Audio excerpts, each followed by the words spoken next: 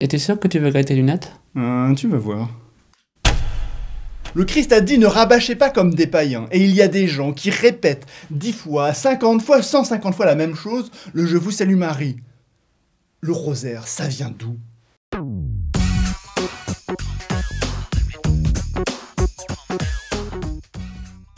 Ne pas rabâcher, ça vient du discours sur la montagne. C'est là que Jésus enseigne comment vivre en chrétien, comment prier. Et il précise, Dieu n'a pas besoin de nos prières pour savoir ce dont nous avons besoin.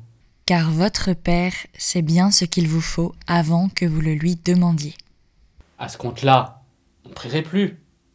Or, dans les versets suivants, dans le même discours, Jésus enseigne à ses disciples le Notre Père, la matrice de toutes les prières.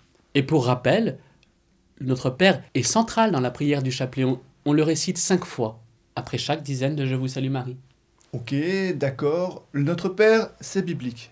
Mais le fait de le rabâcher, de le répéter, ça c'est pas biblique.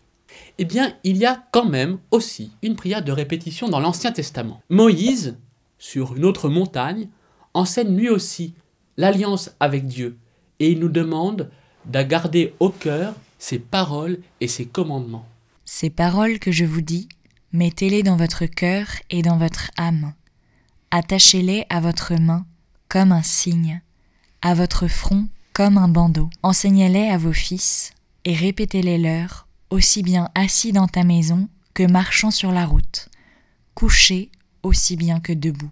Le Notre Père engage toute la personne. On fait confiance à Dieu à travers la répétition de cette prière. On se souvient de l'alliance qu'a enseigné Moïse. Donc quelque part, je dirais que réciter le Notre Père, c'est engager, rendre compte du commandement de Moïse. D'accord, répéter le Notre Père, c'est un peu ce que dit le Deutéronome, très bien, mais ça fait qu'une seule référence, c'est pas beaucoup. Il y a aussi l'Apocalypse à l'autre bout de la Bible, quand les 4 saints vivants chantent la louange au Seigneur. Il ne cesse de répéter jour et nuit, Saint, Saint, Saint, le Seigneur, Dieu maître de tout. Eh bien, en fait, la première partie, oui, ce sont d'abord les paroles de l'ange Gabriel à Marie, lors de l'Annonciation. Je te salue, comblée de grâce. Le Seigneur est avec toi. Et ça continue avec les paroles qu'adresse Élisabeth à sa cousine Marie, lorsqu'elles se rencontrent toutes les deux enceintes. Tu es bénie entre toutes les femmes, et le fruit de tes entrailles est béni.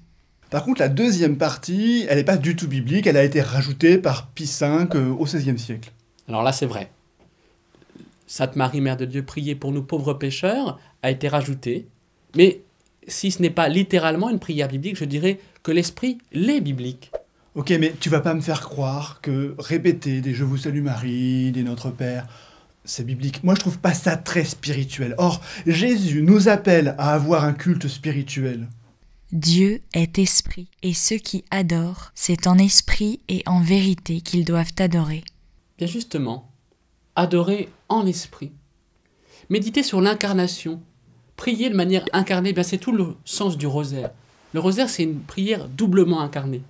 D'abord parce qu'elle est très liée à ce que nous sommes, à comment nous fonctionnons.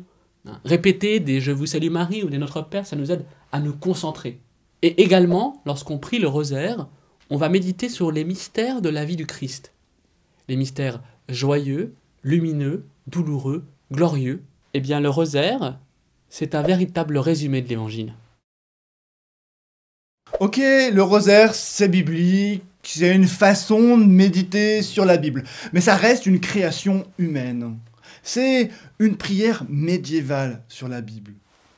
Alors tu as raison, cette prière elle est ancrée dans l'histoire, mais précisément parce que notre manière de prier, comme je te le disais, elle est incarnée. On a l'habitude des méthodes de prière qui sont faites dans l'histoire en fonction des hommes. Et pour ce qui est du rosaire, eh bien, ce sont plusieurs habitudes, plusieurs méthodes qui vont converger au Moyen-Âge. D'abord au XIIIe siècle, c'est la grande période de la dévotion à Marie. C'est l'époque des cathédrales, l'époque de Notre-Dame. Pour faire honneur à Marie, on lui offre des couronnes de roses, les rosaires, en forme de petits chapelets, le chapelet. C'est d'ailleurs aussi ces cadeaux que s'échangeaient les fiancés.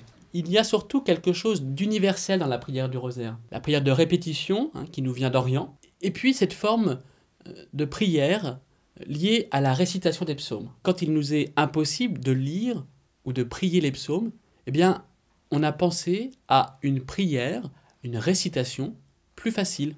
Les Je vous salue Marie. 150 psaumes, 150 Je vous salue Marie, c'est ce qui apparaît, cette forme de prière, au XIIIe siècle, et qu'on appelle le psautier de Marie. Heureusement, un dominicain, le bienheureux Alain de la Roche, y a mis bon ordre. Les Je vous salue Marie sont divisés en dizaines, qu'on a regroupés par 5 autour d'un mystère, et les mystères sont en 3 thèmes. Sauf que Jean-Paul II a ajouté une 4e série de mystères, les mystères lumineux. Oui, le chapelet, c'est moderne. Chacun peut prier à son rythme. À cette époque aussi, on a le goût des méthodes. D'ailleurs, Dominique le Chartreux, un moine cartésien évidemment, du XVe siècle, dans la région de Trèves, va inventer une belle méthode de méditation. Il va rajouter des compléments, des petites phrases avant l'évocation du nom de Jésus pour nous aider à méditer cet épisode de la vie du Christ. Ce sont les clausules, 150 petites phrases pour les 150 Je vous salue Marie du rosaire. Je vous salue Marie, comblée de grâce, le Seigneur est avec vous.